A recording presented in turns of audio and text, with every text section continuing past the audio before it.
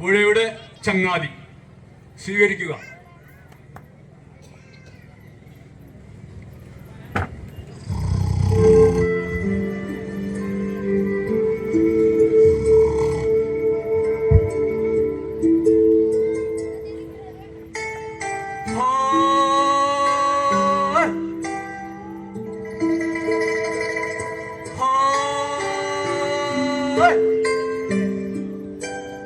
ആരാ ആരാ അക്കരെ നിന്ന് കൂവണത്? എടാ ഇക്കരക്ക് വരാനാണെങ്കിൽ പറഞ്ഞൂടാടാ. അതിനല്ലടാ ഞാനിവിടെ ഉറക്കൊഴിച്ച് കാത്തിരിക്കണേ.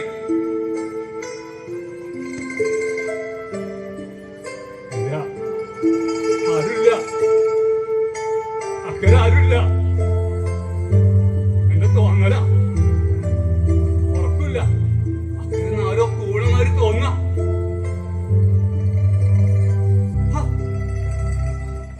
ഞാനെന്തൊരു പൊട്ട് പാലല്ലേ നെടുനിളത്തിനേ കിടക്കണ്.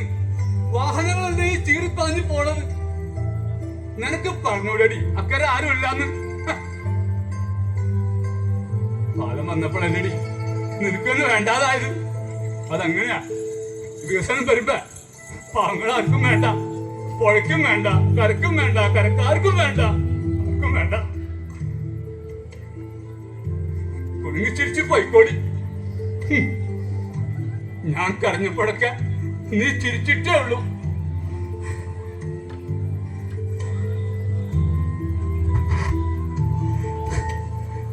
ഏഴാമത്തെ വയസ്സിൽ വഞ്ചിക്കര മറക്കാകുമ്പോഴാര, അതായത് എന്റെ അപ്പന്റെ കയ്യും പിടിച്ചു വന്നതാ ഈ കടവാരത്ത്. രണ്ടു കൈയും നീട്ടി ഇവളെന്നെ സ്വീകരിക്കുകയും ചെയ്തു. എന്റെ കണ്ണീരും കരച്ചിലും ജീവിതവും നിന്റെ അത്രയും മനസ്സിലാക്കിയവർ ആരുമില്ലടി. പൊയ്ക്കോടി, കുടുങ്ങി ചിരിച്ച് കളിയാക്കി പൊയ്ക്ക. നീ പുഴയല്ലടി, പിഴയാ പിഴ.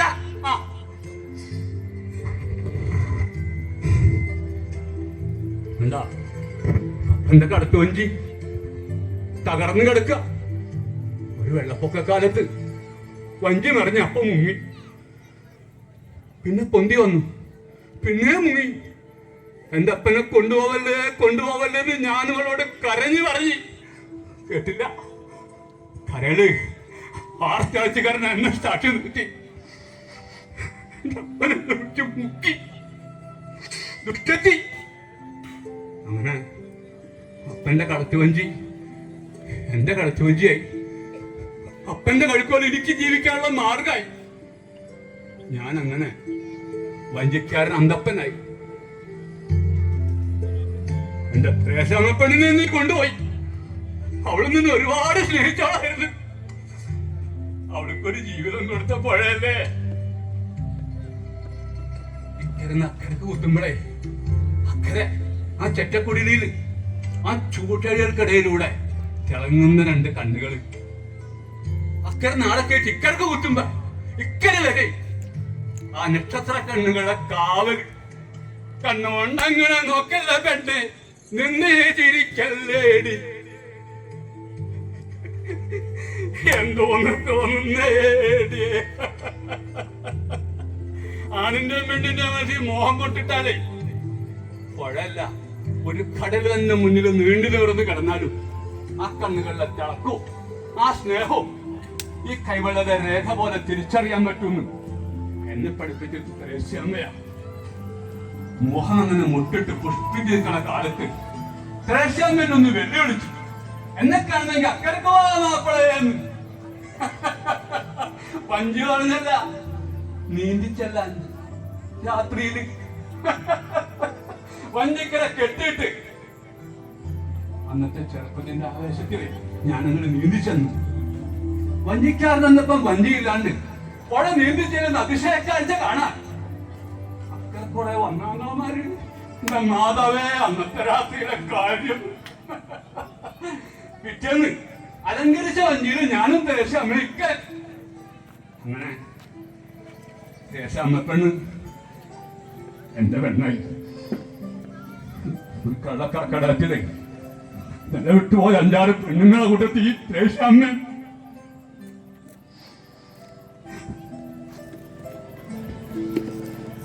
മോനെ ഇവള് കൊണ്ടുപോയി. അല്ല, അതിന് കാരണക്കാരി ഇവളല്ല, മഹാ മഹാമാരി. ഇവളോട് എനിക്ക് നന്ദിയുണ്ട്. എന്താണെന്നാ, തുരുത്തൂർ സ്കൂളിൽ പഠിക്കുന്ന 4-5 കിടാങ്ങളെ മുങ്ങിച്ചാവാണ്ട് രക്ഷിക്കാൻ ഇവളെനിക്ക് കൂട്ടുനിന്നു. പഞ്ചായത്തുകാർ പൊന്നാടാൻ തിരിച്ച് ആദരിച്ചപ്പ, പുതിയ വഞ്ചി മേടിക്കാൻ കാശ് തന്നപ്പ ഇവളെന്നോടൊപ്പം ചിരിച്ചിട്ട എന്റെ ത്രേശമ്മ പെണ്ണിന്റെ ചേരി, എന്റെ അപ്പന്റെ ചേരിയിൽ. പക്ഷെ എന്റെ മോൻ അല്ല, അതിന് കാരണക്കാരി ഇവളല്ല, മഹാമാരിയാ, മഹാമാരി. ഈ കടവാരത്തുനിന്ന്, ഈ കഷ്ടപ്പാടിൽ നിന്ന് അപ്പൻ രക്ഷിക്കൂന്ന് പറഞ്ഞു പടനാട്ടി പണിക്ക് പോയ മോനാ. ചെറുപ്പക്കാരെ കുറിച്ച് ഒരുപാട് ആൾക്കാര് പലതും പറഞ്ഞിടാക്കണതല്ലേ, കഞ്ചാവ്, മയക്കുമരുന്ന്, അങ്ങനെ എന്തൊക്കെ. എന്നോട് സമ്മതം ചോദിച്ചപ്പോ ഞാൻ സമ്മതിച്ചു. ഒരു രക്ഷപ്പെടുത്ത നാട്ടിലൊന്നും ചെയ്താവണ്ടല്ല. ആന്ധ്രയില, ബംഗാള, മദ്രാസില എനിക്കറിഞ്ഞുകൂടാ. ഒരു ദിവസം രാത്രിയിലെ പാതിരാക്ക് അക്കരെ നിന്നൊരു കൂവല്, കരച്ചിനെ പോലൊരു കൂവല്. ഞാൻ വേഗം ചെറുവഞ്ചി എടുത്ത് തൊഴഞ്ഞു ചെന്ന്. എന്റെ മോൻ എന്നെ കണ്ടപ്പോ അപ്പാന്നും പറഞ്ഞ ഒറ്റ കെട്ടിപ്പിടിച്ച ഉള്ളുന്ന പനി.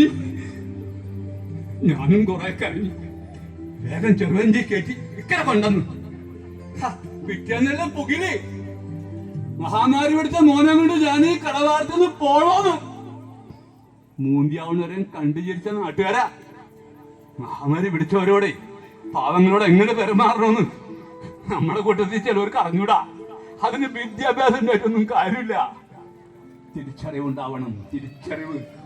മനുഷ്യനാണെന്ന തിരിച്ചറിവ്. പിറ്റേന്ന് നേരം വെളുത്തപ്പ, വെയില് നല്ലോണം മൂത്തപ്പ എന്റെ മോൻ ഉണന്ന് ഈ പുഴയെന്ന് ഒരു കുടം വെള്ളം എനിക്ക് കോരുത്ത അപ്പാന്ന് പറഞ്ഞു. ഞാൻ പറഞ്ഞേ, പുഴയിലെ വെള്ളം കുടിക്കണ്ടാ, നല്ല വെള്ളം അപ്പം കൊണ്ട് തരാടാ. അവന് പുഴയിലെ വെള്ളം തന്നെ വേണമെന്ന് നിർബന്ധം. അവന്റെ നിർബന്ധം സഹിക്കാൻ പറ്റണ്ടായപ്പ ഒരു കുടം ഞാൻ ഈ പൊട്ടിന് കോരിക്കൊടുത്തു. അത് മടമടാന്ന് കുടിച്ചു. അവന്റെ അമ്മച്ച് കുടിച്ചതിന്റെ ബാക്കി വെള്ളം കൈമലും കാലുമലും എല്ലാം വീഴ്ത്തി അവന്റെ അമ്മച്ചിനെ കെട്ടിപ്പിടിക്കണ പോലെ. എന്നിട്ട് ദാഹം തീർന്നപ്പ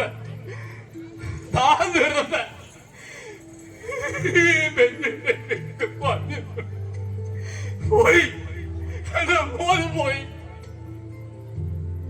കേട്ടാ കരച്ചിൽ കേട്ടാ? പുഴ കരയുന്നുണ്ട്, കേക്കണില്ലേ? ഞാൻ കേക്കുന്നുണ്ട്. അത് കേട്ടിട്ടാണ് അന്നൊരു കരച്ചിൽ ഇതേപോലെ ഞാൻ കേട്ട്. എന്റെ മോൻ എനിക്ക് തന്നിരിക്കി എന്ന് പുഴയിൽ കിടന്നിട്ട് അവള് പറയണ പോലെ.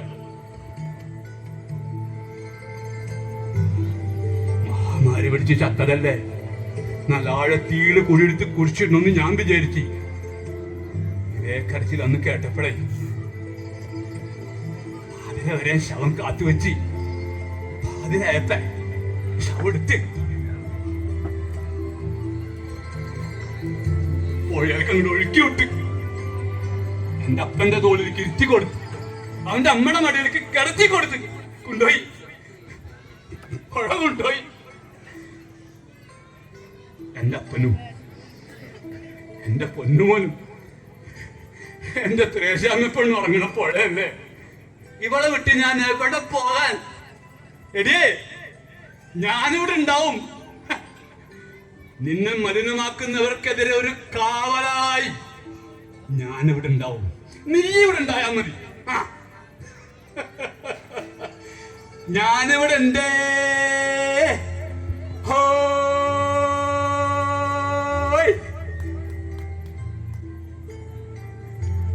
Thank you.